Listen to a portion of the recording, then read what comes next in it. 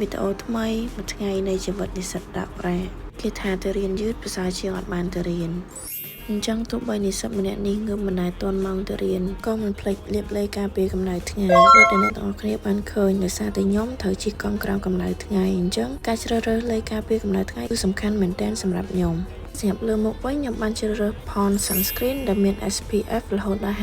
50++ការពារមុខខ្ញុំពីកាំរស្មី UV រហូតដល់3 ទៅ 4 ម៉ោងអញ្ចឹងការពារស្បែកមុខតែមួយមុខអត់គ្រប់គ្រាន់ទេដូច្នេះខ្ញុំក៏បានជ្រើសរើសឡេ Vaseline ដើម្បីលាបនៅលើដងខ្លួនខ្ញុំការពារពីកម្ដៅថ្ងៃខ្ញុំបានលាបឡេ Vaseline 2តង់អញ្ចឹងទី1ខ្ញុំបានជ្រើសរើស Vaseline Healthy Bright វាមាន UV Extra Brightening ជួយការពារស្បែកខ្ញុំពីកាំរស្មី UVតបមកខ្ញុំក៏បានលាបសេរ៉ុម Vaseline ដែលមាន SPF រហូតដល់50++ជួយការពារខ្ញុំពីកាំរស្មី UV បានល្អមែនទែនធ្វើឲ្យស្បែកខ្ញុំត្រជាក់អ្នកទាំងអស់គ្នាអាចមានឱកាសឈ្នះ gift box ពី Vaseline និង Pond ដែលគ្រាន់តែបំពេញព័ត៌មានខ្លះៗនៅក្រោម link នៃខ្ញុំដាក់អញ្ចឹងចេញពីរៀនក៏ឆ្លៀតចូលផ្សារទិញម្ហូបនិងសម្ភារៈខ្លះដើម្បីប្រើ